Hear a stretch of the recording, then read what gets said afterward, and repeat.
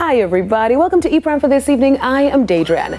Spice's Oh No School Tour gets the hell no. The Queen of Dancehall has pulled the plug on her high school tour after just 2 days. This decision comes after institutions pulled out of the tour, expressing concerns via email. The controversy began when Apostle Jeffrey Shuttleworth, a member of the religious community, voiced his opposition on the tour in a video circulating on TikTok. He specifically criticized Spice's track Hell No, which he claims was being used to promote the tour. Also know that the music video, Hell No, is glorifying the opposite of what the song seems. So I'd like to know if this is a meme. Is it a meme? Is it just a joke? Or this is really official?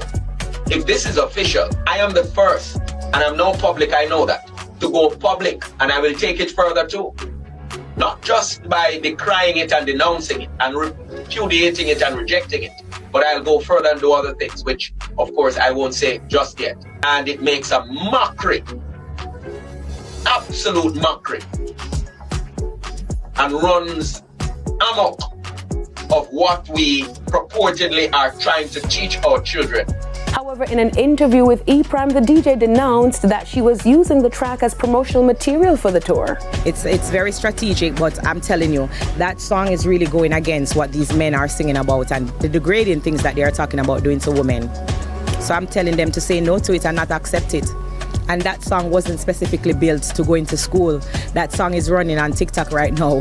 It's not about the schools. I think I'm getting a fight to do something good. I don't see why I should fight to do something good in Jamaica. And I felt like it was needed and the conversations are needed. She also explained that she was not visiting the schools under the stage name Spice.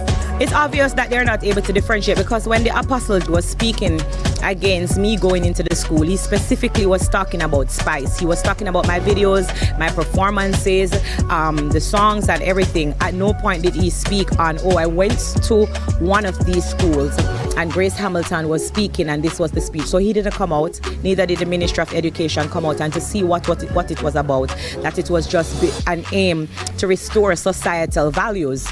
And so I was taken aback, because I'm like, I'm not doing a performance, so why do you constantly speak on Spice? And it's not a stage show. In the meantime, the Grammy-nominated artist also revealed that prior to school's withdrawing, the tour was off to a good start. It was going successful. We managed to go to Waterford.